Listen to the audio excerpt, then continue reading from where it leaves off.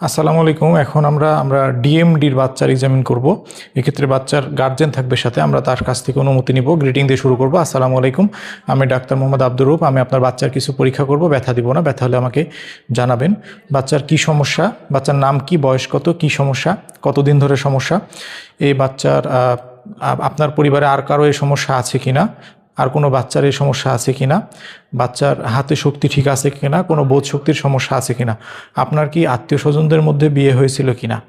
আচ্ছা, বাচ্চার কতদিন ধরে এই সমস্যা বুঝতে পারতেছেন, এটার জন্য কি চিকিৎসা নিচ্ছেন, বাচ্চার কখনো পোলিও হয়েছিল কিনা, বাচ্চার কখনো ইনফেকশন হয়েছিল কিনা, এই কয়টা হিস্ট্রি নিব। নেওয়ার পরে আমরা এবার বাচ্চাকে বলবো উঠে দাঁড়াও, আমরা এক্সপোজার করব। তার আগে স্যারের কাছ থেকে পারমিশন নেব। Sir, I need proper exposure and screen. ঠিক আছে, বাচ্চা উঠে দাঁড়ান তো বাবু। ঠিক আছে, একটু বান্না বাঁধেন।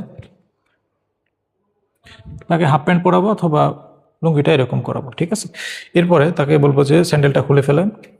ঠিক আছে বাবু, একটু হাঁটাবো তাকে, একটু হাঁটো তো বাবু। ঠিক আছে, এরপরে একটু স্কোয়াটিং করাবো। নিচে বসো তো।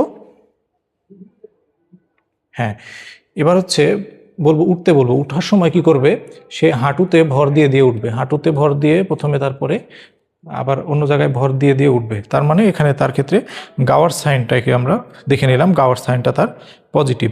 এবার তাকে আমি বলবো যে ঠিক আছে বাবু বসো। এবার তার লুকের মধ্যে অনেক কিছু আমরা দেখে ফেলেছি, ফ্রম সাইড, ব্যাক এবং সাইড থেকে এবং ফ্রন্ট থেকে আমরা দেখব।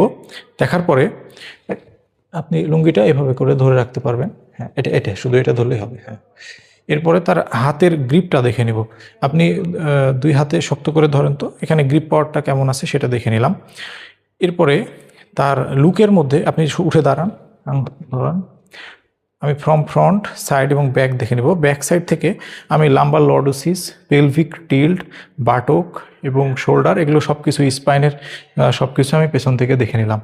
এরপরে আমার হচ্ছে মূলত এই জায়গায় সমস্যা থাকে, কাপ মাসেলে হাইপারট্রফি থাকে, সিউডো হাইপারট্রফি, এগুলো আমাকে এক্সামিন করতে হবে। আমি গাওয়ার সাইনটা দেখে ফেলেছি এবং আমি লোয়ার লিম্বের এক্সামিন করব, সবশেষে আপার লিম্ব দিয়ে শেষ করব।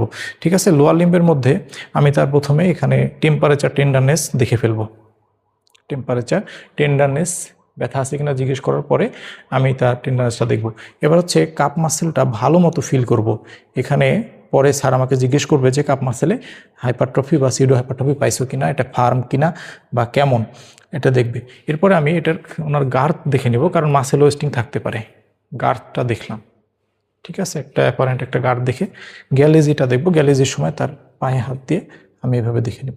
গার্থ, গ্যালেজি দেখলাম। সিডো হাইপারট্রফি দেখে ফেলেছি।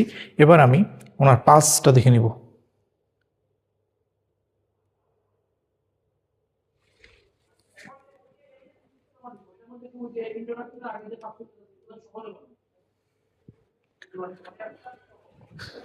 এখন আমি ওনার পালসটা দেখে নিব। পালস দেখার পরে এবার সেন্সেশন দেখে নিব। এখানে তাকে বলবো, এখানে বুঝতে পারেন, স্পর্শ করে বুঝতে পারে। এখন এখানে প্রথমে ফার্স্ট ডরসাল ওয়েব স্পেসে দেখব, lateral aspect of the foot দেখব, মিডিয়াল ম্যালোরাসের এখানে দেখব, হিলের এখানে দেখব। এই কটা জায়গায় আমি তার সেন্সেশন দেখে নিলাম। দেখার পরে এখন তার এক্ষেত্রে আর কি পরীক্ষা করব আমরা, এক্ষেত্রে তার আমরা জার্কটা দেখে নেব। প্রথমে আমরা তার নি জার্কটা দেখব, তাকে ডিস্ট্র্যাক্ট করব, বাবু তোমার নাম কি, এবং আমি এই জায়গায় জার্ক দেখব। দেখার সময় তার হচ্ছে আমি কোয়াড্রিসেপসের দিকে তাকাবো। ঠিক আছে, জার্কটা দেখব, এখানে জার্কটা দেখব। নি জার্ক দেখার পরে এবার অ্যাঙ্কেল জার্কটা দেখব। পায়ের উপরে পা তুলতে বলবো, বলার পরে আমি অ্যাঙ্কেল জার্কটা দেখলাম। এই সাইডেও অ্যাঙ্কেল জার্কটা দেখলাম। এরপরে আমি নর্মাল মুভমেন্টগুলো দেখব। মুভমেন্টটা প্রথমে অ্যাঙ্কেল জয়েন্টের মুভমেন্ট দেখব, মানে ট্যালাস আর টিবিয়ার মধ্যে। এরপরে ট্যালাসটাকে ফিক্সড করব, করার পরে আমি দেখব সাবটেলার জয়েন্টের ইনভার্সান ইভার্সান।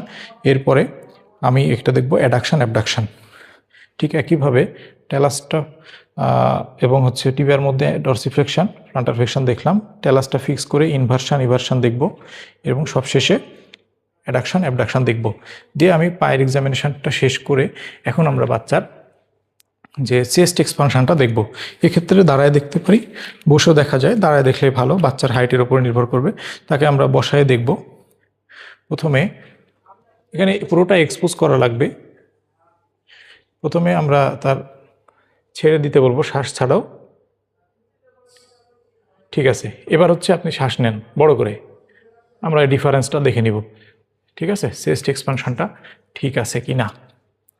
এরপরে শোল্ডার অ্যাবডাকশন ঠিক আছে কিনা বলবো, যে একটু হাত উপরের দিকে উঠান তো, অ্যাবডাকশন ঠিক আছে কিনা এটা দেখব। সবশেষে বাচ্চার একটু চেস্ট অস্কালটেট করব।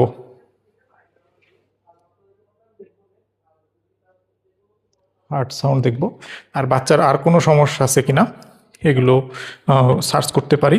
সবশেষে বাচ্চাকে ধন্যবাদ দিব এবং বাচ্চার মাকে ধন্যবাদ দিয়ে আমরা কাপড় চোপড় ঠিক করে দেব, যে পরীক্ষাটা শেষ করব।